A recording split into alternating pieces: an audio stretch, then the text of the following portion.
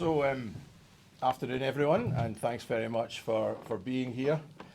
I am delighted to confirm the appointment of our new men's head coach, Neil Critchley.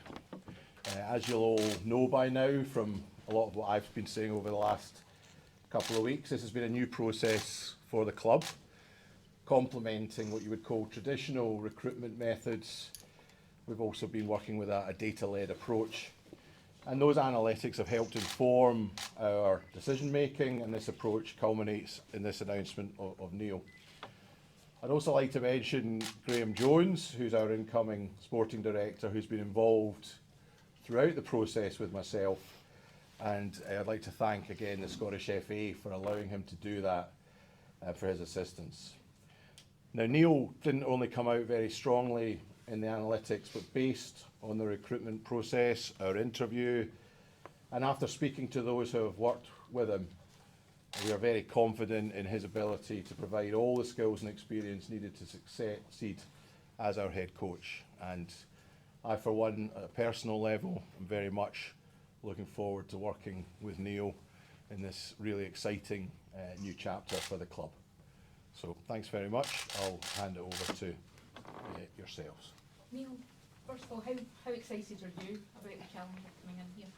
Yeah, super excited. Very honoured to be in this position. Obviously, I want to say thank you to Anne and Andrew and Graham for giving me this opportunity. I know it's a huge responsibility at a fantastic football club, but I'm super excited to get started and get going. Yeah. It has been a tough start for Hearts this season. How big a challenge have you got ahead of you? Yeah, it's a challenge, but there's plenty of points and plenty of games to play. We know where we're at. We know what we need to do in the immediate. That started this morning, ready for our game on Saturday. And I concentrate on the things that I've got responsibility for and what I can control. When you look at the squad, how encouraged are you by what's there and what you've got to work with? Yeah, from seeing them this morning, more encouraged than I was beforehand. Obviously, I watched all the games because I've had a little bit of time on my hands recently, so I've watched all the games. But it's always good to see the players firsthand, getting to know them, speaking to them, and then seeing them train. And I didn't detect, and this, sometimes when there's change, you can get that. But there was a good energy, a good vibe about the group this morning, and I'm really looking forward to working with them in the short term and the long term as well. Andrew, can I ask you about the process and why Neil was, or was he the number one choice, first of all? Yeah, so in relation to that, there's been a lot of speculation about that, and I'm not going to go into the full mechanics of a process disrespectful to Neil, disrespectful to others. The reality of any modern recruitment process is that you run concurrent discussions with agents, and that happens throughout the process. To get a full picture of expectations and fit, but Neil was the preferred candidate from an analytics perspective, and also when we spoke to him, it was very clear to us that he was the right person to work with us, to work with Graham, to work with the analytics. And it would be strange at the start of a strategic partnership if we didn't go into it, fully and wholeheartedly. So that's where we got to with Neil. Can you give us a time scale as to when Neil was offered the job? Yeah, we spoke to Neil. We spoke to Neil at the back end of last week, and things happened, at the back end of last week and over the weekend. Was there anybody else ahead of Neil? We didn't negotiate with anyone else. There was a lot of talk last week. There was a lot of talk over the last 2 weeks about it. I have every name thrown at me over the last 2 weeks, and Neil is the only person that we negotiated with. Neil, how pleased are you to come to a club like Hearts, and how surprised are you at where the club are just now, given where they were last season? Yeah, obviously they had a fantastic season last season, finishing third and qualifying for Europe, and that's credit to Stephen and the staff. Obviously it's not gone the way anyone would have wanted so far this season, and that can happen sometimes. It's not for the want of trying. I've had experience of that myself, but yeah, from what I've seen, what I've studied and analysed, from what I've seen this morning, even though it's only one training session, I'm encouraged by what we can still try and do this season. What is that? What do you expect?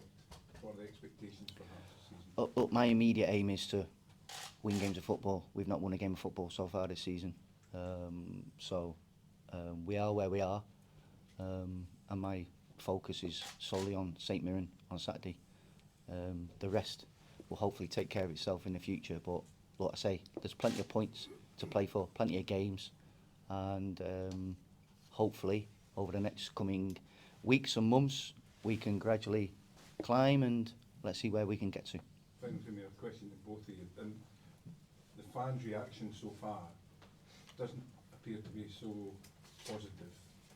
How do you cope with that? And given particularly that the fans and the foundation of Hearts are the owners of the club. Can we take that one first? Or- Yeah, if you- Yeah, so I mean, from my perspective, we're fan owned, and the fans have a privileged position in that they have 2 positions on our board, and therefore they were fully involved in the process of appointing Neil, and that's that's something that's fairly unique to most clubs. So I am actually, you talk about this negativity, I'm actually quite encouraged by quite a lot of what I've been hearing and reading today since we made the announcement. And I think that our fans, in fact I know our fans will get behind Neil and will wish him all the best, and I know on Saturday they'll get behind him. We all want to come together as one, and I'm very, very positive, and the fans I think will be too.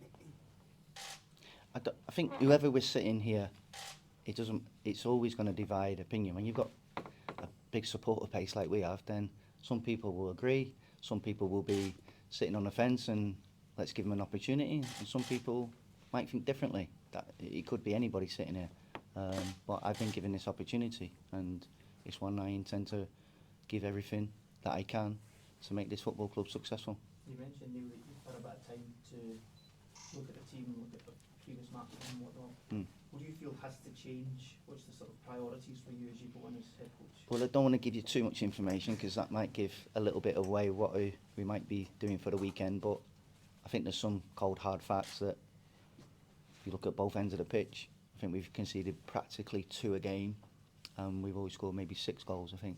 So stands to reason if that trend continues, then only inevitably only for one thing that happens. So quite simply, games are decided at both ends of the pitch, and we need to do better at both ends of the pitch. How do you feel your experience in the past can help you in this role? Yeah, I've had similar experiences, and you learn from all of them, good and bad. You reflect on them, and I'll use that to hopefully make me better in the future, because that saying of through adversity you gain strength, and I think that's really true. You learn more about yourself, and I think I'm in a far better position now from what I've been through, and I hope to use that to my benefit, that ultimately transfers to the people I have responsibility every day for, which is the staff and the players. Did you reach out to anyone about Scottish football? I know you previously worked with Stephen Gerrard as well. Is there anyone that you looked out for or spoke to about Hearts, about Scottish football and what that sort of involved? I will do now, but during the process, I like to think there's a certain way that you conduct yourself in being professional, and I pride myself on that. So I don't think there was any sort of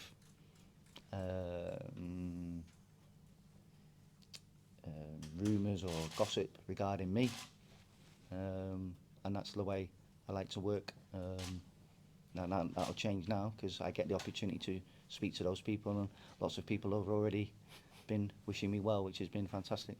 Just a word, Andrew, as well, on the recruitment process. How did you and the board find this sort of analytical side of things, dealing with it this time round, and any sort of insight and whatnot? Yeah, I guess first and foremost found it really helpful because, as I talked about, you start off with a lot of people are interested in a job like this, and it just helps, I guess, weed some of that out. As I said, because we are about to enter into a really exciting time for the club on the analytics piece, it would have been ridiculous for us not to have used it as part of this, and we did. What though is really important is that the analytics only guides us. You know, to me, a big thing is then about how myself, and actually in particular Graham, because Graham and Neil will be working really closely together. And I'm sure Neil will say the same from his perspective. I'm not going to speak for him, but I'm sure he was thinking, you know, if Graham wasn't someone that he was happy to work with, then I'm sure he'd have said, well, no, I don't really, this is not for me. It was also crucial for us that anyone we spoke to was happy to work within a sporting director model. There's been a lot of talk about a lot of people in football, some in this country, some elsewhere, who it's well known don't work within sporting director models. And that is our model, and we're not going to change that model for anyone. So to me, yes, the analytics were important.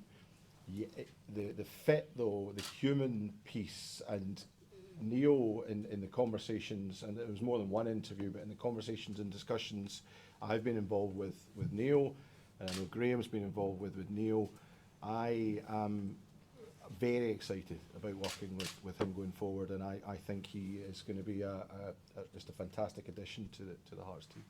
Andrew, what were the sort of key attributes that would have been fed through the analytics that led to Neil's So the main thing the analytics does is it looks at managers that have improved the players they've worked with. That's its main focus, is that they have a track record of where they've worked with players, they have improved them. And the great thing about that is it doesn't purely look at it's only people that have won, because people might win something or might do something because they've got better players, for example, or they might have a better environment to work in. So the analytics very much, and that's what we want, is someone that will improve players. And I have no doubt Neil will absolutely bring the best out in our players. I'm confident, and I've said it previously, that we have a good squad of players, but they need the right person to direct them. And I think Neil will be that person. You touched on the human aspect of it. You were impressed enough with Neil in terms of just being a coach and a manager and a person to work with as well, aside from the analytics side. Oh, hugely. And you know, and the other thing is, you know, we did speak to other people. We've spoken to players who have worked with Neil before. Can you name it? No, it's probably not right that I do, but we have spoken to certain players, and they have, without fail, been 100% about how they enjoyed working with Neil and how good a person he is to work with and how good he is at getting the best out of players and succeeding with them. So, you know, the other thing is Neil's worked with some really, you know, Neil's worked at Liverpool. He's worked with people like Jurgen Klopp. He's worked with some really, really impressive people. I can't imagine these are people that suffer fools gladly. So I think in many ways we are lucky that we have Neil here, and I'm genuinely delighted that we have him here. Just one for Neil. Obviously, your managerial career, you've been at Blackpool twice and QPR once. I mean, how would you sort of summarise those three spells, just for supporters who are maybe looking in to say, why did the first spell at Blackpool work? Why did the second one not go as well? Well, I have a different sort of opinion on that, because obviously the first spell we got promoted in our first season, and then sustained our championship status in the second, and then when I came back to the club it was after a relegation, and there'd been a lot of change at the club. Lots of players left. I think 17 players left last summer, and we built a new squad, and from changing a team that was losing and having the mindset of losing to a team that was then expected to win, to get to 73 points and only miss out on the last day of the season to get to the playoffs, to get to the semi-final of the EFL Trophy, one game away from Wembley, and to take Nottingham Forest in the FA Cup third round to a replay in extra time. I didn't see it as a negative at all. I thought it was positive. Just one for you, Andrew. Could you give us able to give us like a timeline of how the managerial process went and how many times you spoke to Neil, and whether he applied or how it all came about? I think Neil did apply for the role. Yeah, I think he was very keen to come to the role. He also then matched up with the, and when I say I think, because there's so many people and I'd have to go look back, but I do know that Neil did apply. And the analytics obviously then became part of that. Then both Graham and I spoke to Neil on a couple of occasions. Then Graham had further conversations with Neil. So there were several conversations. There also was a conversation that had other members of the boards were involved in.